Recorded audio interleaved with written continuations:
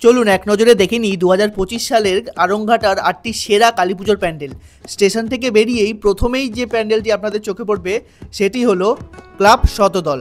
এই মাঠে, এই পার্কের মাঠে কিন্তু সাধারণত দুটো পুজো হয়। প্রথমটা হচ্ছে ক্লাব শতদল, আর তাদের এইবারের বিশেষ আকর্ষণ হচ্ছে গুজরাটের স্বামীনারায়ণ মন্দির।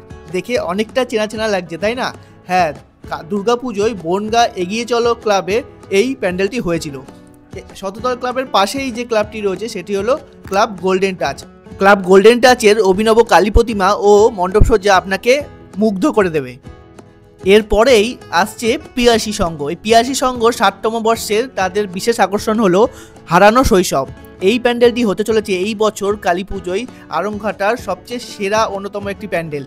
এই বছরে তাদের ভাবনায় যে নিত্য নতুন ছোঁয়া পাওয়া গেছে তা হলো শৈশবকে আবার পুনরায় ফিরে পাওয়া। একই মাঠে চারটে কালী পুজো হওয়ার জন্যই কিন্তু আরংঘাটার এত নাম। তো প্রত্যেকটা ক্লাবের নাম কি আসুন একবার শুনে নিই। এটার নাম কি? নিহারিকা।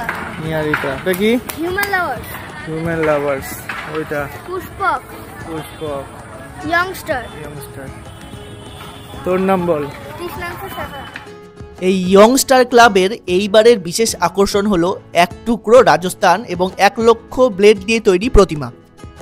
ইয়ংস্টার ক্লাবের ঠিক পাশেই রয়েছে পুষ্পক সংঘ এবং তাদের এইবারের বিশেষ মণ্ডপটি রয়েছে স্বামীনারায়ণ মন্দিরের আদলে।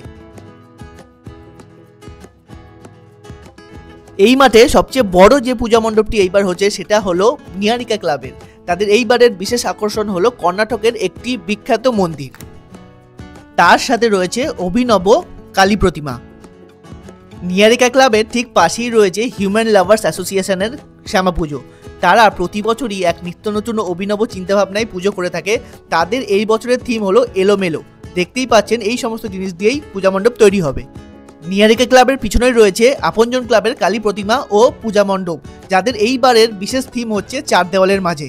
তো এরকম ভিডিও আরও দেখার জন্য এবং সবার আগে দেখার জন্য আমার চ্যানেলটি অবশ্যই সাবস্ক্রাইব করে বেল আইকনটি প্রেস করে রাখুন এবং আমাকে ইনস্টাগ্রাম ও ফেসবুকেও অবশ্যই ফলো করে রাখুন।